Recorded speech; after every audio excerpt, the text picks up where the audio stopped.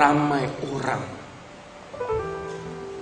tersalah sangka tentang maksud ketenangan dalam hidup.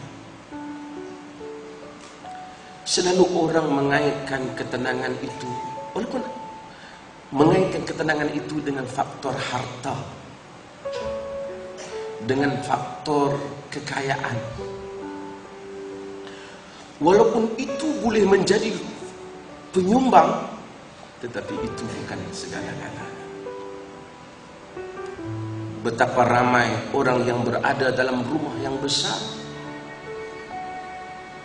tidur di atas katil yang empuk, tetapi dia tidak lebih enak ataupun lenanya tidak nyenyak.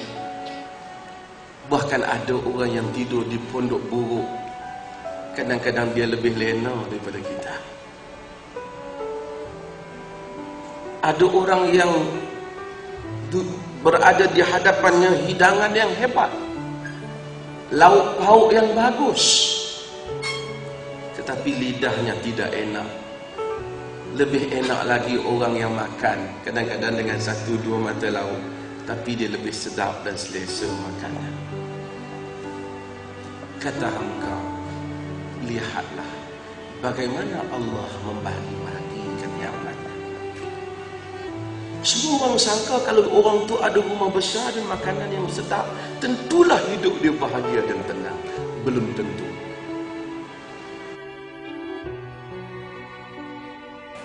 Jika Allah hendak memberikan kebahagiaan kepada seseorang, dia tidak boleh ditahan oleh apa-apa tangan sekalipun. Jika Allah menghalang kebahagiaan kepada seorang, dia tidak boleh dihulur oleh apa-apa tangan pun. Jika Allah uruskan urusan kita dan Allah tidak serahkan diri kita kepada kita, walaupun sekelip mata, dunia boleh berbuat apa-apa, tetapi mereka tidak boleh mencabar kebesaran kerajaan Allah.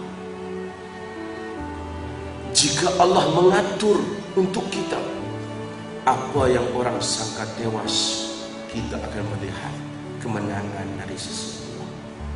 Apa yang orang rasa rugi, Allah akan memberikan keuntungan yang mana jalan-jalan manusia tak sangka, tetapi Allah boleh mewujudkan keajaiban dalam kehidupan.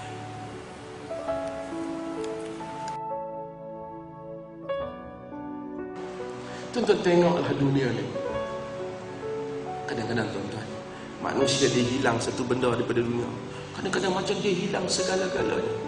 Saya nak sebut tuan-tuan, berapa banyak dalam hidup tuan-tuan telah lalui keperitan hidup. Cuba ingat, ketika kita kena keperitan, kita rasa kita tidak dapat keluar daripadanya. Tapi hari ini Allah telah keluarkan kita berada dalam keadaan yang baik. Ketika kita ditimpa musibah tertentu, kita kata habislah aku kali ini. Tapi usia kita telah berjalan, kita masih lagi hidup dan makan dan menikmati kurniaan Tuhan. Ketika kita kata, ya Allah tolonglah aku, ya Allah tolonglah aku susah ya Allah. Hari ini kita pun telah lupa kepada perkataan itu. Dan kita pun lupa kadang-kadang untuk bersyukur di atas berbagai rancau hidup yang telah Allah keluarkan kita daripadanya. Orang-orang yang diberitahu kepada mereka, Nuh, orang ramai sedang berkumpul untuk ambil tindakan kepada kamu. Nuh, orang nak ambil tindakan kepada hang. Nuh, orang nak ambil tindakan pada kau. Nuh, ada orang nak bertindak pada kau. Kata Allah, iman dia tambah. Bukan kita kata, pasal apalah Allah uji aku, apalah dosa aku. Dah. Kata Quran, iman mereka bertambah. Mereka kata, hasbunallah wa ni'mal wakil. Cukuplah bagi kami ni Allah, dialah sebaik-baik tempat diserahkan urusan. Siapa yang tidak melaluinya tidak akan memahami maksud ini. Orang-orang yang pernah hidup dan bertawakal, dia akan mengetahui tentang keajaiban tawakal. Bila hati insan bulat kepada Ya Rabb, inni fawwadtu hadza amri ilaik. Ya Allah, aku serahkan urusan ini kepadamu ya Allah.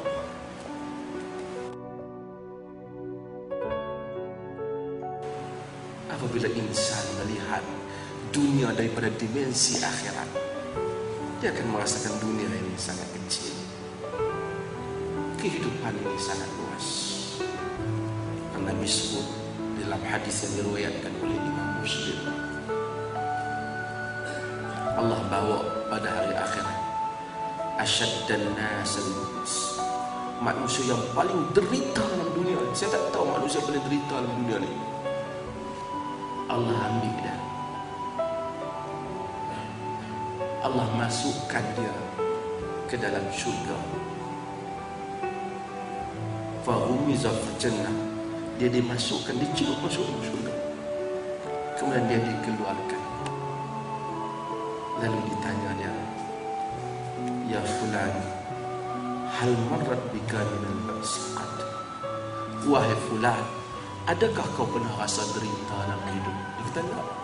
Ayo, aku tak pernah derita apa hidup. Hanya kerana masuk sekelip mata di dalam syurga, lupa cerita derita. Allah ambil manusia yang paling nikmat dalam dunia, segalanya nikmat, Allah masukkan fahumiza fil nar, dimasukkan dia secelup saja dalam neraka, lalu dikeluarkan dia.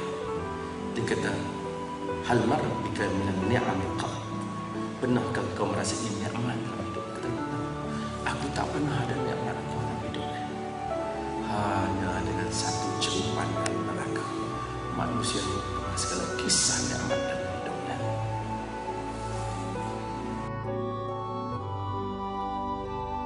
Kita selalu nak bersyukur kalau kita diberi benda baru, dan kita lupa bahawa apa yang telah ada pada kita ini pun suatu nikmat yang besar. Suatu hamba Allah yang patah kakinya, yang dia tidak pernah pun sebut dulu, barangkali tak pernah teringat ada tentang nikmat kaki yang setiap hari dia pijak.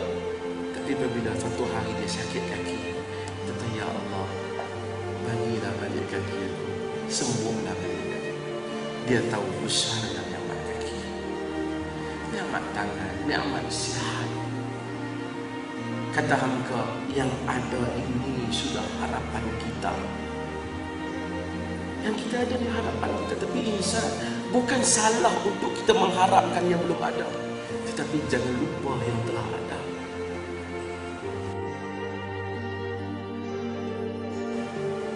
Sebab itu, sebahagian para sarjana menyebut syukur kadang-kadang lebih tinggi makamnya daripada sabar. Ramai orang terpaksa sabar, tapi belum tentu orang yang dapat nikmat itu bersyukur. Bila dia susah, nak kata bagi sabar je lah, tak apa-apa. Tapi untuk jadikan orang yang memiliki harta seperti tuan, syukur di atas nikmat. Allahumma ma asbaha bi min ni'matin aw bi ahadin faminka wahdaka la syarika lak falakal hamd. Ya Allah, apa sahaja yang aku alami daripada nikmat-Mu, daripada kurniaan, daripada siapa-siapa di kalangan hamba-Mu, tidak ada daripada sesiapa melainkan daripada Engkau, wahai Tuhan. Bagi Engkau lah pujian, bagi Engkau lah kesyukuran. Subhanallah. Insan jika dia nak bersyukur kepada Allah tak berdaya. Wa in ta'uddu ni'matallahi lan tuhsuha. Jika kamu tak mampu. Tuan-tuan, bila kita melihat hidup ini secara keseluruhan, kita akan rasa Masya Allah hidup. Apa yang Allah kurnia pada kita lebih daripada harapan kita sebenarnya. Saya tak tahulah kot tuan-tuan sebangun, tapi kalau tuan-tuan ingat daripada hari tuan-tuan dilahirkan, tempat tuan-tuan dilahirkan, rumah tuan-tuan dilahirkan, sehingga tempat tuan-tuan ada pada hari ini, Masya Allah, tak tak dapatlah untuk mengucap. Berapa kali nak sebut pun tak mampu. Ketika orang-orang yang kafir itu mengeluarkan dia, ketika dia salah seorang daripada dua, dia dan Abu Bakar, yakni Nabi dan Abu Bakar, ketika mereka berada di dalam gua, ketika dia berkata kepada sahabatnya, la tahzan, innallaha ma'ana.